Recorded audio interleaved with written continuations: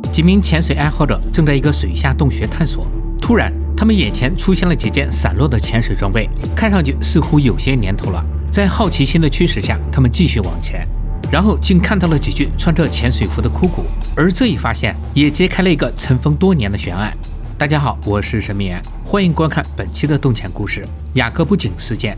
这个洞穴我之前讲过一期，今天的故事发生在上期之前。雅各布井位于美国德克萨斯州温伯利雅各布村的一条小溪中，从外面看，它只是一个直径约4米、深7米、呈蓝绿色的椭圆形深井，但再仔细观察就能发现，井底还隐藏着一个漆黑的洞口，那里就是雅各布洞的真正入口。雅各布井的水温常年维持在23度左右，非常适合游泳和洞潜。该洞已探明的最大深度约100米，里面主要分5个空间。第一个空间，也就是潜水爱好者们喜欢待的外洞区。第二个空间位于地下7到50米之间，这里的通道狭窄且分叉较多，里面布满了钟乳石、石笋和沉积岩，非常容易迷路。第三空间位于地下50到75米处，这里的坡度没那么大，但水流非常湍急，尤其是在雨季或水位变化时，可能形成致命的溪流。75到90米之间为第四空间，这里更宽阔一些，但想进去并不容易。因为它与第三空间的连接通道非常狭窄，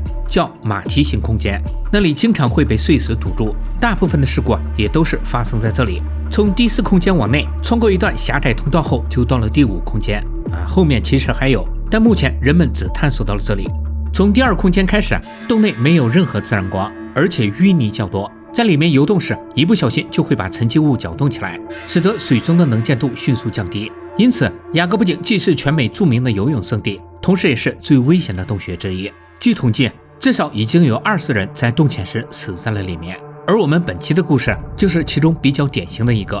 1979年9月9日，一群潜水爱好者来到雅各布井进行洞潜，其中有2人需要重点介绍一下，一个叫肯特·莫平，另一个叫马克·布拉希尔。2人既是朋友也是邻居，他们这次的目标是潜入马蹄形通道，也就是第3与第4空间的连接通道。那个时候第4空间还没有被人探索过，人们也不知道还有第5空间的存在。这2人都是经验丰富的潜水员，但这些经验大部分都来自开放水域，他们没有接受过专业的系统的洞潜培训。不过因为之前2人也进入过洞穴潜水，所以就觉得这次问题也不大。更糟糕的是，他们也没有携带专业的洞潜设备，比如隐身线轮、备用光源、冗余呼吸系统等等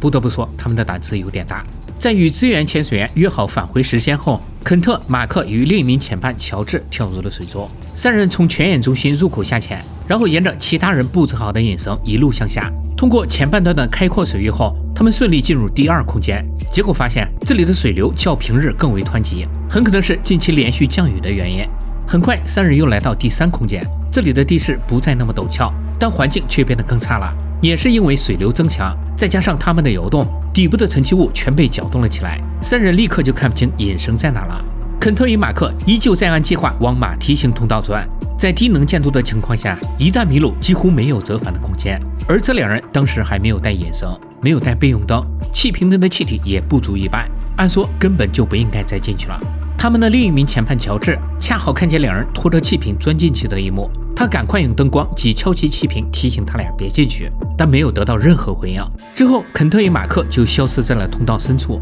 因为自己所生的气体已经不多，所以乔治就没有追过去。他把自己的备用灯打开，放在那个通道入口，希望2人出来时能顺着灯光找到出口。然后他就深水把这个消息告诉了同伴。大家讨论后觉得肯特与马克恐怕凶多吉少，于是立刻报了警。警方接到消息后，马上召集了一支专业洞潜团队赶了过去。救援潜水员的领头人叫唐·迪波尔，他是前海军潜水员，拥有专业潜水教练协会的最高级别资格。唐指示2名潜水员下去评估情况，可他们到达马蹄形通道后发现里面已经堵满了碎石，他们尝试用铲子清理，可刚铲出来一点就立刻有新的堵上。得知这个情况以后，唐决定亲自下去看看。陪他一起的是速列监督员卡尔文特纳。2人先检查了第3空间的天花板，以确保肯特与马克的尸体没有飘在上面。接着唐小心翼翼钻进马蹄形通道，他一边抓住引绳慢慢往前挤，一边在砾石中摸索着尸体。可谁知道几分钟后灾难突然降临，一股水流带着沙石从通道内涌了出来，唐眼前一黑，什么也看不见了。更糟的是他的身体也被卡住无法动弹。他既无法掉头，也无法向外面的卡尔文发出信号。唐不停地想要挣扎逃脱，但没有成功。他的呼吸越来越快，气瓶内的气体也在被加速消耗。唐意识到自己可能很快就要死去。作为潜水教练的他知道溺水死亡的过程漫长且痛苦，所以他就开始纠结该用哪种办法才能加速自己的溺亡过程，是大口吞水还是用鼻子吸水呢？最后他决定用吞水的办法，因为他觉得用鼻子吸水一定很呛，自己会惊慌失措，会剧烈抽搐，那样死相一定不好看，妻子看到后也可能会感到害怕，而用吞水的办法可能就会死得体面一些。于是在气体耗尽以前，唐开始通过大口呼吸进行锻炼，而这也导致他的胃部迅速积累了很多气体。当调节器再也吸不到气体后，唐摘下面罩，按刚才的办法开始吞水。但他很快发现这跟自己想象的不同，因为他刚吞了几口水就感到一阵阵的眩晕，胃部也开始出现剧烈的疼痛。唐这才明白，不管采用哪种办法，溺亡的过程都不会舒服。他彻底绝望，在那一刻他有点后悔接下了这个救援任务。就在这时，唐突然觉得有什么东西在拉自己，接着一束刺眼的光照在了他的脸上，然后又有一个东西塞入了自己嘴里，他的肺部忽然通畅起来，他吸到了空气。原来在通道外负责支援的卡尔文看见通道入口突然涌出大量泥沙后，就意识到里面出现了意外，他赶快钻进去查看。几分钟后，他看见了唐，卡尔文拽着他使劲往外拉，然后又把自己的呼吸调节器塞入他的嘴里，这才出现了刚才的一幕。绝处逢生的唐被卡尔文带出了洞穴，但外面的人却吓了一跳，因为唐的肚子就像怀胎9月的孕妇一样大。原来唐吞进了胃部太多的气体和水，唐被送往医院进行抢救。经过检查发现他的胃部出现了严重破裂，最后经过手术才捡回一条命。而雅各布井那边的搜寻仍在继续，为了尽快清理出通道里的砾石，他们拉来一堆设备开始抽取，但效果却不怎么样，因为他们刚抽走一部分，就有新的砾石滑下来填满。1周后，清理工作被迫停止。在征求了遇难者家属的同意后，他们决定将2名遇难者永远留在洞内。为了防止再有人出事，他们在马蹄形通道入口装了一个钢筋混凝土格栅，但6个月后，格栅又被其他潜水员给拆了，旁边还有一块塑料板留言，上面写着休想将我们拒之门外。于是这又间接导致了3年后的另一场悲剧，也就是我之前讲过的那期。第4空间在那时也被人发现，但里面并没有失踪的肯特与马克。1984年2月份，洞穴管理房又对雅各布井进行了一次详细测量，这次他们在第4空间的一个岔洞内发现了肯特的遗骸，但马克依旧没有找到。打捞遗骸的过程中，他们又发现了第5空间。随后管理方在第2空间入口又加装了一个栅栏。转眼时间来到了2000年，这时潜水技术和装备都有了更多发展，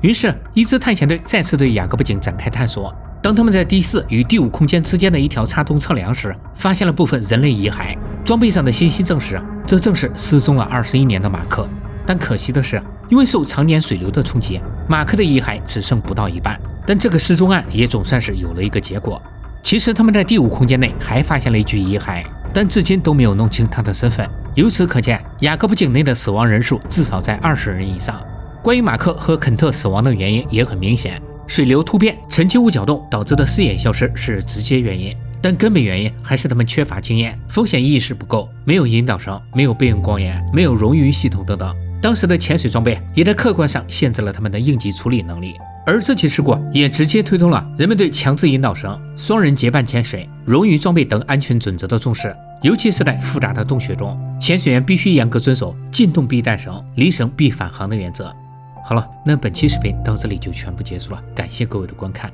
我们下期再见。